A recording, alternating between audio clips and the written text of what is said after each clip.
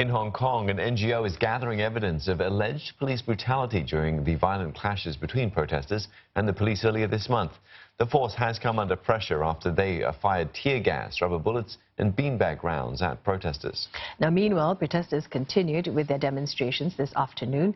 Hundreds blocked the entrances to some government buildings in Wan Chai as they seek to ramp up pressure on the government. Roland Lim tells us more. Over the weekend, university student unions promised more protest actions.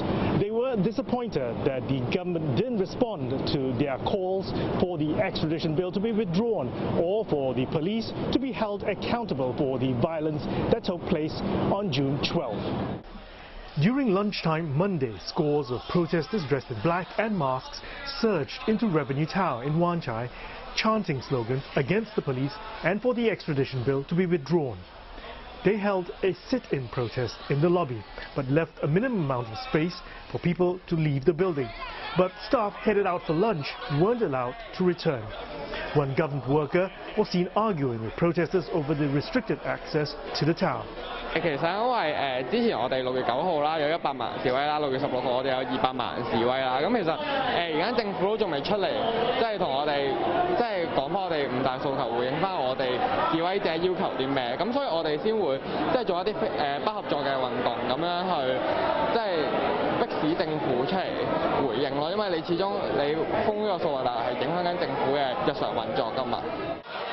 Members of the public struggled to get into the building. The demonstrators didn't resort to violence, and the police were nowhere to be seen. Separately, the Civil Rights Observer is calling on the government to set up an independent investigation committee and to conduct a comprehensive review of the methods used by police. The government has maintained there are established channels for victims to make a complaint against the police.